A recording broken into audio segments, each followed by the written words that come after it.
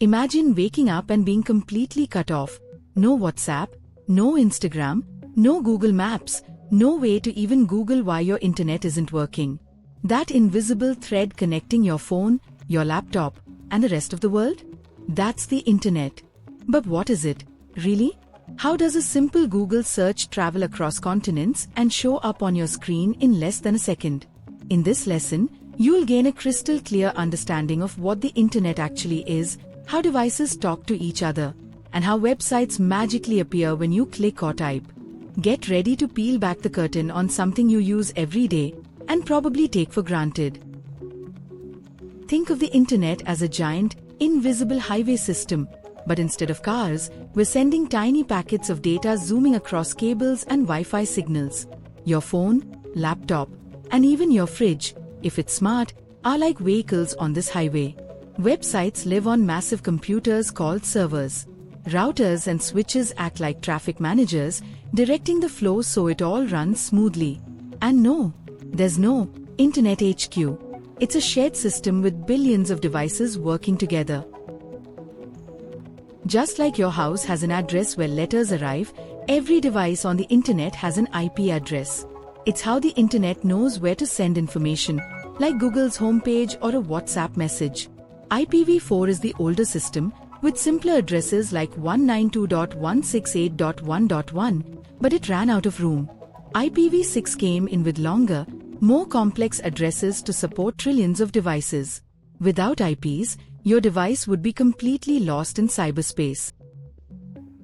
While your IP address is like your house number, your MAC address is more like your device's fingerprint.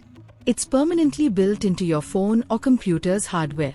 Even if your IP changes, say, you switch Wi-Fi networks, your MAC stays the same. Networks use this to recognize your device, like how airports track luggage with a barcode. When you type www.youtube.com, your computer doesn't get it. It speaks only in numbers. DNS, or domain name system, is like the internet's phone book. It looks up the name and finds the matching number, IP address, that computers can use. Imagine wanting to call your friend but needing to remember their 10-digit number every time. DNS saves us from that mess and makes web browsing human-friendly. Let's bring it all together. You type www.google.com. Your device quickly checks with DNS to get Google's IP address. Then it reaches out to Google's server, like calling a restaurant. The server replies by sending tiny pieces of the homepage, which your browser stitches together. You see the page, all in the blink of an eye. It's invisible magic, but now you know the steps behind the curtain.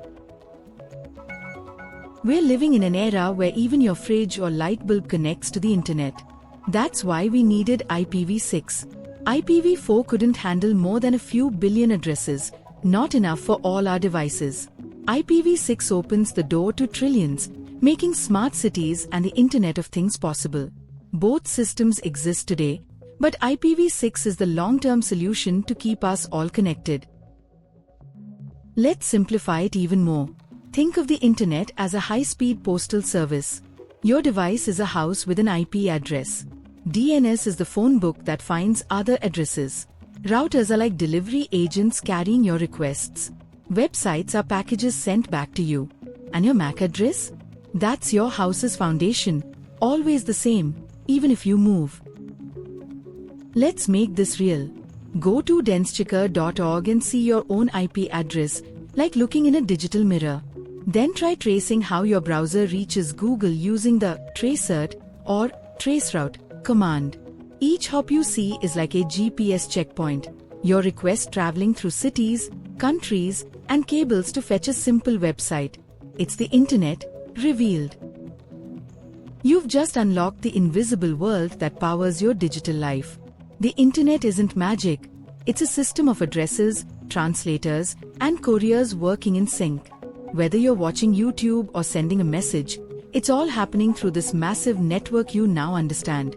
This knowledge gives you more control, more confidence, and sets the stage for deeper cyber awareness in the lessons ahead.